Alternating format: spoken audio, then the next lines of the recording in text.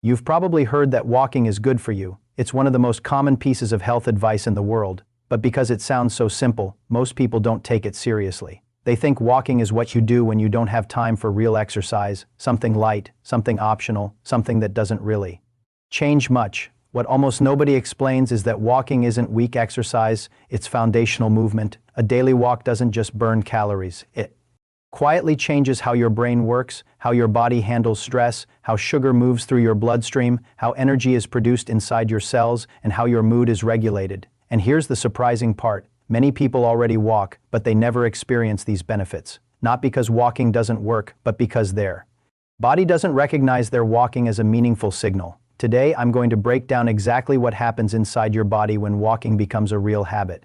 Not hype, not motivation talk, just science explained simply. And by the end, you'll understand why walking may be one of the most powerful health habits you can build if you do it the right way. Why walking is seriously underrated. Number 1, walking physically changes your brain. Let's start with the brain because this is where the evidence gets truly eye-opening. Inside your brain is a structure called the hippocampus. You don't need to remember the name, just understand its job. The hippocampus helps you form memories, learn new information, and stay mentally sharp. As people age, the hippocampus naturally shrinks. This shrinkage is closely linked to memory decline and diseases like Alzheimer's. For a long time, scientists believed this decline was permanent. Then they studied walking in a well-known scientific study. Older adults walked at a steady pace for about 40 minutes, 3 times per week. After 1 year, researchers scanned their brains. The hippocampus had grown. That means walking didn't just slow brain aging, it helped rebuild brain tissue. This happens because walking increases blood flow to the brain and boosts a protein called BDNF. BDNF supports brain cell growth and communication. You can think of it as fertilizer for your brain. This is why people who walk regularly often notice clearer thinking, better memory, and improved focus. Not because they're trying harder, but because their brain is healthier. If you've ever felt mentally clearer after a walk, that's not coincidence. That's biology. Clears throat. Number 2, how walking reprograms your stress response. Stress isn't just emotional, it's chemical. When you're stressed, your body releases cortisol. Cortisol helps in emergencies, but when it stays high day after day, it starts causing damage, poor sleep, weight gain, weakened immunity, constant tension. Many people live in a low-level stress state without realizing it. They wake up already tense, they check their phone, their breathing becomes shallow, their nervous system is already on edge before the day starts. Walking interrupts this cycle. A steady, rhythmic walk activates the parasympathetic nervous system, the part responsible for calm, repair, and recovery. The predictable left-right motion tells your brain something important. You are safe. That's why walking feels calming even if your problems haven't changed. Your body chemistry has. Walking doesn't erase stressors. It teaches your body how to turn the alarm off instead of staying stuck in fight or flight mode. This effect becomes even stronger when walking outdoors where natural light and distance vision further signal safety to the brain. Number 3, why walking improves thinking and problem solving. Walking doesn't just calm the brain, it frees it. Researchers at Stanford University tested creative thinking while people were sitting, and while they were walking increased creative output by about 60%. Here's why. When you sit for long periods, especially under pressure, blood circulation slows and thinking becomes narrow. You focus hard, but your brain struggles to make new connections. Walking reverses this immediately. Each step acts like a pump, sending blood back toward the heart and up to the brain. Snorts more blood means more oxygen and nutrients. Walking also activates the brain's default mode network, the system responsible for insight, imagination, and connecting ideas. That's why people often solve problems while walking, not while forcing themselves to think harder. Walking creates mental space. Mental space allows solutions to appear.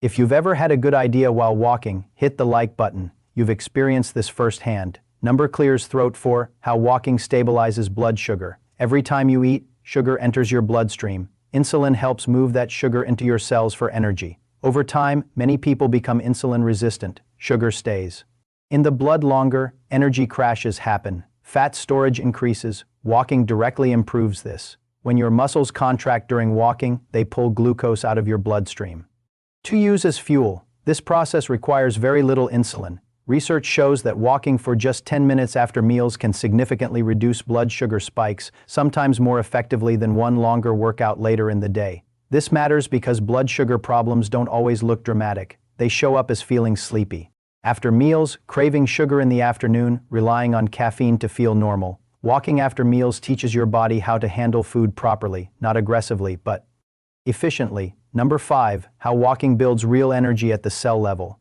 Inside your cells are structures called mitochondria. These are your energy factories. When mitochondria don't work well, people feel tired even when they sleep enough. The problem isn't rest, it's production. Walking stimulates the creation of new healthy mitochondria and helps remove damaged ones. Unlike intense workouts that spike stress hormones, walking improves energy production gently and sustainably. That's why people who walk regularly often feel a calm, steady energy, not wired, not exhausted. They don't feel hyped, they feel capable. That's the difference between borrowing energy and producing it. Number 6, why walking supports digestion. Digestion depends on movement. Your intestines rely on muscle contractions to move food along. Sitting slows this process, leading to bloating, discomfort, and constipation. Walking gently stimulates digestion by encouraging these natural movements. This is why walking after meals has been recommended across cultures for centuries. It's not a cleanse, it's physiology.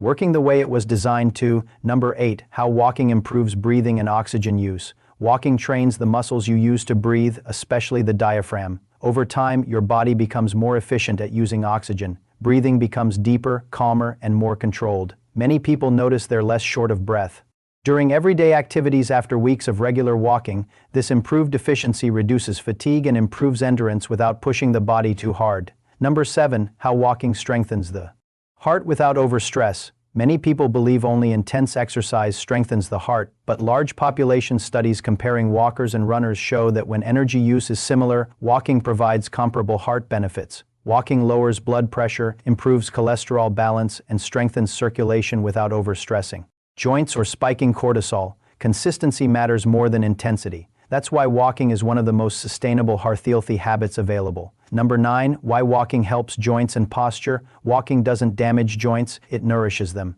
Movement stimulates joint lubrication and reduces stiffness. Sitting is what causes joints to deteriorate. Walking upright also retrains posture. It counters rounded shoulders and forward head posture caused by screens. Better posture often means less back pain, better balance, and improved mobility. Number 10, how walking supports mood and emotional health. Walking changes brain chemistry. It increases serotonin, endorphins, and natural calming chemicals while lowering stress hormones. Large scientific reviews show walking is effective in preventing and managing anxiety and depression because it changes how the brain functions. Walking doesn't distract you from emotions. It changes the biological conditions that shape them. Number 11, walking longevity and aging well. One of the most overlooked benefits of walking has nothing to do with weight loss, step counts, or fitness goals. It has everything to do with how long you stay independent. Study after study shows that people who walk regularly don't just live longer, they age better. They maintain the ability to do everyday things without help. They get out of chairs more easily. They climb stairs without fear. They recover faster from illness. They fall less often, and they remain mentally sharp for longer. Researchers call this health span, the number of years you live in good physical and mental condition, not just the number of years you're alive. Walking directly supports health span because it keeps multiple systems working together at the same time. When you walk, your brain has to coordinate movement, balance, and rhythm. Your muscles have to contract and relax in sequence. Your heart has to adjust blood flow. Your joints have to move through their natural range. Your nervous system has to stay alert and responsive. That combination matters. As we age, the body doesn't usually fail all at once. What happens instead is disconnection. Muscles weaken, balance declines, reaction time slows, confidence drops, people start moving less, which accelerates the decline even more. Walking interrupts that downward spiral. It preserves leg strength, especially in the muscles that protect your hips and knees. It maintains balance by constantly challenging your inner ear and nervous system. It reinforces posture, keeping your spine aligned and your head upright, and because it's weight-bearing, it helps slow bone loss that can lead to fractures later in life. There's also a strong brain connection. Long-term walking habits are associated with lower rates of cognitive decline and dementia. That's not because walking is magic. It's because movement keeps blood flowing, inflammation lower, and neural connections active. In other words, walking keeps your systems talking to each other. That's why doctors and gerontologists don't just recommend walking for fitness. They recommend it for aging. Well, walking doesn't just add years to your life.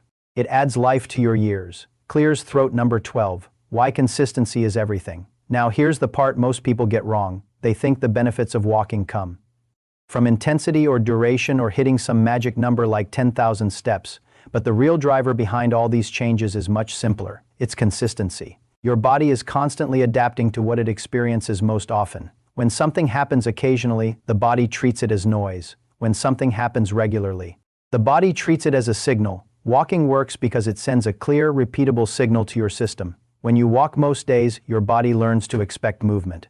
Your muscles stay responsive. Your insulin sensitivity improves because glucose is being used regularly. Your stress hormones stay lower because the nervous system isn't constantly on edge. Your joints stay lubricated because they're being moved through their natural range. Your brain stays engaged because movement demands coordination and awareness. None of that requires perfection. You don't need to walk fast every day. You don't need long walks every time. You don't need to feel motivated. What you need is repetition.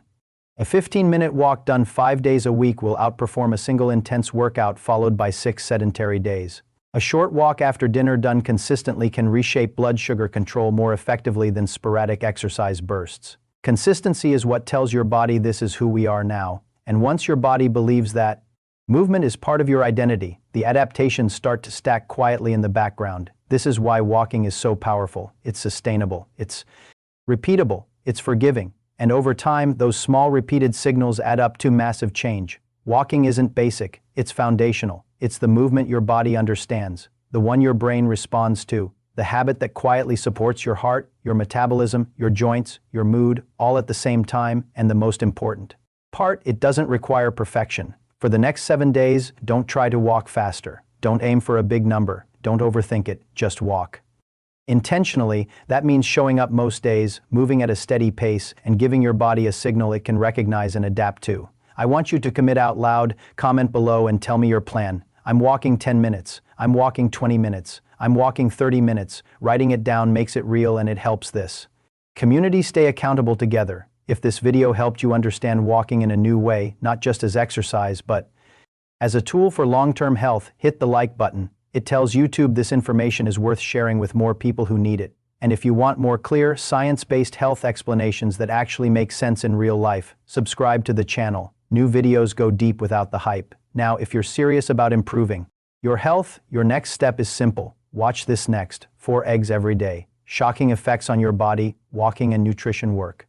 Together, movement sets the signal. Food provides the building blocks. When you understand both, your results multiply. Your body responds to what you repeat. Start walking today and I'll see you in the next video.